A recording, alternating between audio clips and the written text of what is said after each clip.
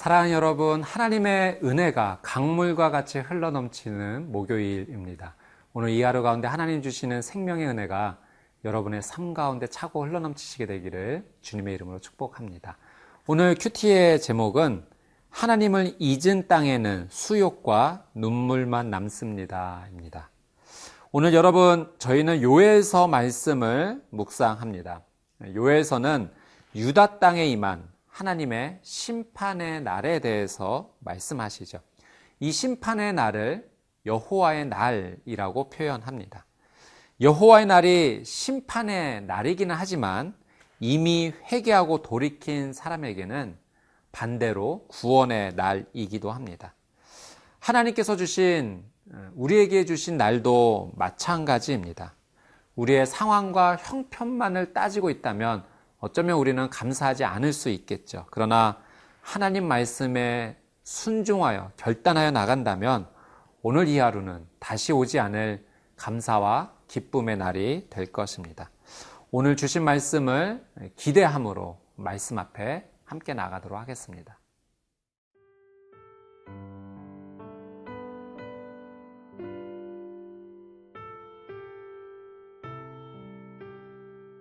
요엘 1장 1절에서 12절 말씀입니다. 부두엘의 아들 요엘에게 임한 여호와의 말씀이라. 늙은 자들아, 너희는 이것을 들을지어다. 땅의 모든 주민들아, 너희는 귀를 기울일지어다. 너희의 날에나 너희 조상들의 날에 이런 일이 있었느냐? 너희는 이 일을 너희 자녀에게 말하고 너희 자녀는 자기 자녀에게 말하고 그 자녀는 후세에 말할 것이니라. 팥중이가 남긴 것을 메뚜기가 먹고 메뚜기가 남긴 것을 느치가 먹고 느치가 남긴 것을 황충이 먹었도다. 취하는 자들아, 너희는 깨어 울지어다. 포도주를 마시는 자들아, 너희는 울지어다. 이는 단 포도주가 너희 입에서 끊어졌음이니 다른 한 민족이 내 땅에 올라왔음이로다. 그들은 강하고 수가 많으며 그 이빨은 사자의 이빨 같고 그 어금니는 암사자의 어금니 같도다. 그들이 내 포도나무를 멸하며 내 무화과 나무를 긁어 말갛게 벗겨서 버리니 그 모든 가지가 하얗게 되었도다. 너희는 처녀가 어렸을 때에 약혼한 남자로 말미암아 굵은 배로 동이고 애곡함같이 할지어다. 소제와 전제가 여호와의 성전에서 끊어졌고 여호와께 수종드는 제사장은 슬퍼하도다. 밭이 황무하고 토지가 마르니 곡식이 떨어지며 새 포도주가 말랐고 기름이 다하였도다. 농부들아, 너희는 부끄러워할지어다. 포도원을 가꾸는 자들아, 곡할지어다. 이는 밀과 보리 때문이라. 밭의 소산이 다 없어졌음이로다. 포도나무가 시들었고 무화과 나무가 말랐으며 석류나무와 대추나무와 사과나무와 밭의 모든 나무가 다 시들었으니 이러므로 사람의 즐거움이 말랐도다. 유다 땅이 메뚜기 떼로 인해서 황폐하게 되었습니다. 요엘은 이 메뚜기 떼가 단순히 자연재해가 아니라 하나님의 심판이다라는 것을 설명하고 있죠. 하나님께서는 이 유다 땅을 덮친 메뚜기 재앙을 통해서 유다 백성들이 회개하고 돌아오기를 원하셨습니다. 우리 1절 말씀을 같이 한번 보도록 하겠습니다. 부두엘의 아들 요엘에게 임한 여호와의 말씀이라. 요엘은 이 자신의 메시지가 하나님께로부터 온 것임을 분명히 밝히고 있습니다. 사랑하는 여러분, 세상에 참 많은 소리가 있습니다. 많은 소식이 있습니다. 우리는 이 세상에 들리는 모든 소리와 소식을 다 들을 수 없습니다. 우리는 한 가지를 선택해야 되죠. 우리를 살게 하는 소리를 들어야 됩니다. 우리에게 생명을 주는 소식을 선택해야 합니다. 그것이 바로 하나님의 말씀입니다. 오늘 여러분의 삶의 자리가 어디이든 무엇을 하시든지 여러분 하나님의 말씀에 여러분의 눈과 귀와 또 마음을 여십시오. 그것이 생명의 시작이 될 것입니다. 오늘 이 1절 말씀 붙잡고 기도하는 하루 되십시오. 하나님, 요엘에게 하나님의 말씀이 임하셨던 것처럼 오늘 내 인생 가운데도 내 삶 가운데도 하나님의 말씀이 임하게 하옵소서. 말씀으로 살고 말씀으로 살고 그 말씀대로 순종하는 하루가 되시기를 주님의 이름으로 축복합니다. 2절 말씀 같이 한번 읽겠습니다. 늙은 자들아 너희는 이것을 들을지어다. 땅의 모든 주민들아 너희는 귀를 기울일지어다. 너희의 날에나 너희 조상들의 날에 이런 일이 있었느냐. 요엘이 메시지를 전하는 대상은 특정 부류의 사람들이 아니었습니다. 늙은 자들, 땅의 모든 주민들 다 들어야 한다라고 말하고 있죠. 유다 땅에 거하는 모든 사람들이 이 메시지를 들어야 했던 것입니다. 늙은 자들이라고 하는 이 표현은 나이가 많이 있는 사람, 경험이 풍부한 사람이라는 의미입니다. 젊은 사람보다 삶의 경험이 풍부하고 또 지식이 많은 사람이죠. 그들 중에는 지도자들이 많이 포함되어 있을 것입니다. 영향력을 주는 사람들입니다. 만약 이들이 하나님의 말씀을 듣고 깨달아 돌이킨다면 그 영향력은 상당할 것입니다. 그래서 오늘 우리는 이 땅의 지도자와 리더를 위해서 중보해야 합니다.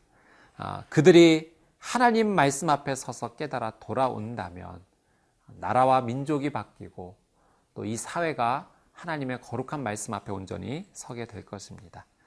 우리 3절 말씀 같이 한번 보도록 하겠습니다. 너희는 이 일을 너희 자녀에게 말하고 너희 자녀는 자기 자녀에게 말하고 그 자녀는 후세에 말할 것이니라. 요엘은 또 자신의 메시지가 지금에만 해당되는 것이 아니라 다음 세대까지 전해져야 된다라고 강조하고 있습니다. 부모 세대만 하나님의 말씀을 깨달아 구원받고 자녀 세대가 말씀 앞에 회개치 않아 구원받지 못한다면 그것은 안 된다라고 하는 사실이죠. 자라나는 세대에게 부모 세대가 줄 수 있는 가장 큰 선물은 바로 하나님의 말씀입니다. 복음이 전달되지 않는다면 자녀 세대는 복음을 모른 채 방황할 수밖에 없습니다. 자녀에게 물질을 준다고 해서 행복한 것이 아닙니다. 명예와 권력을 준다고 해서 그들이 행복한 것이 아닙니다. 그것은 아침 이슬과 같이 잠깐 있다가 사라질 것들이죠. 진짜 행복은 예수님을 알아야 합니다. 우리의 목마름을 해결해 주실 수 있는 분은 오직 예수님밖에 없습니다. 오늘 다음 세대에게, 사랑하는 자녀들에게 살아계신 하나님을 알려주십시오. 살아계신 하나님을 전할 때 그들도 살고 전하는 나도 살게 될 것입니다. 그런 복된 하루가 되시기를 주님의 이름으로 축복합니다.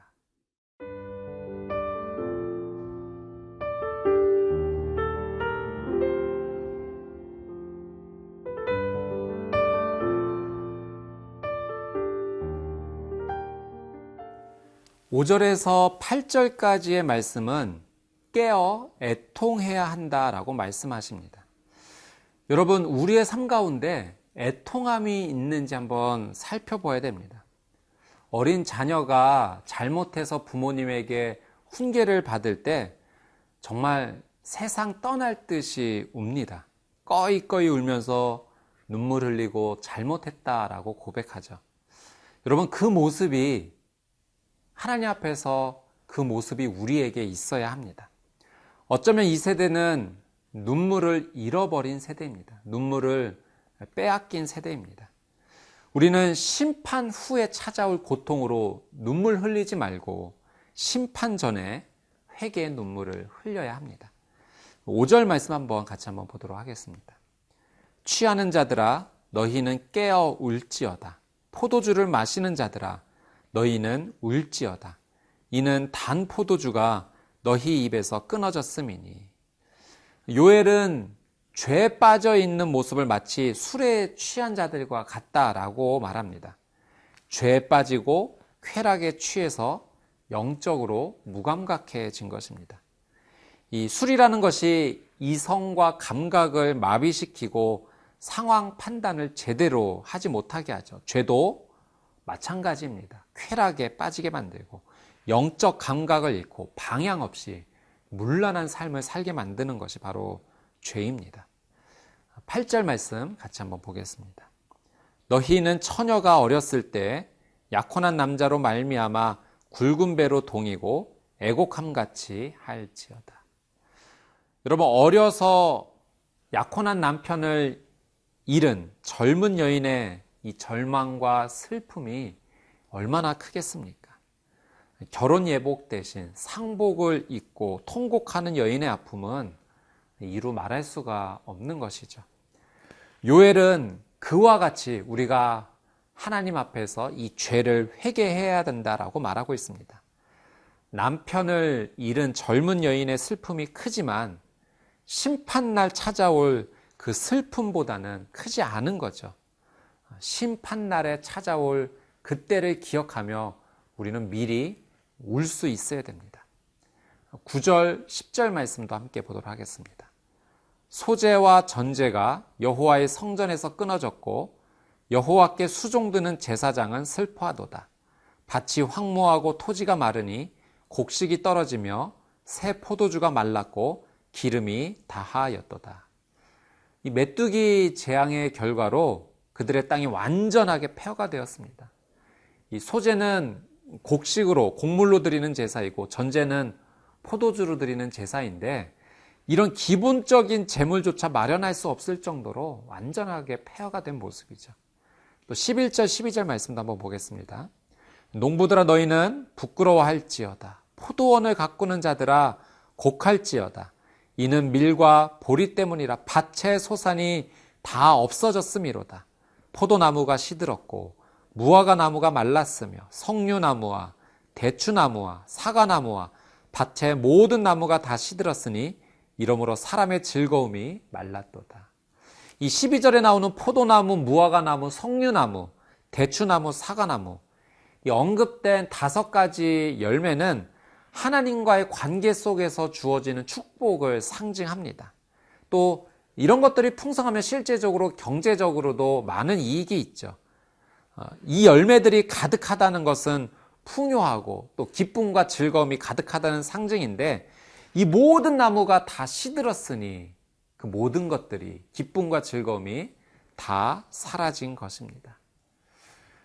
사랑하는 여러분, 왜 이러한 재앙과 심판이 임하는 걸까요?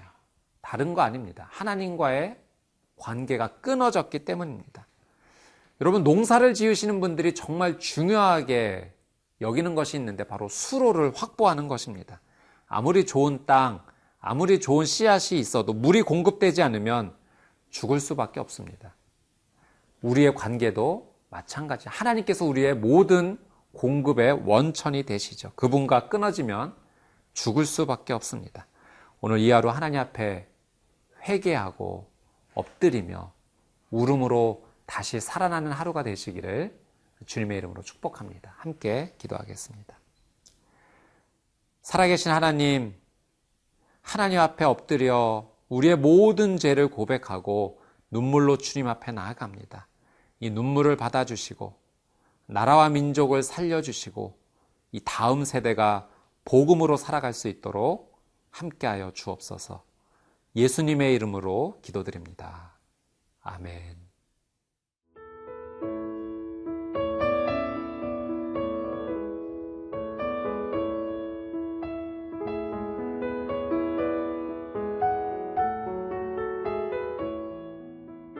이 프로그램은 시청자 여러분의 소중한 후원으로 제작됩니다.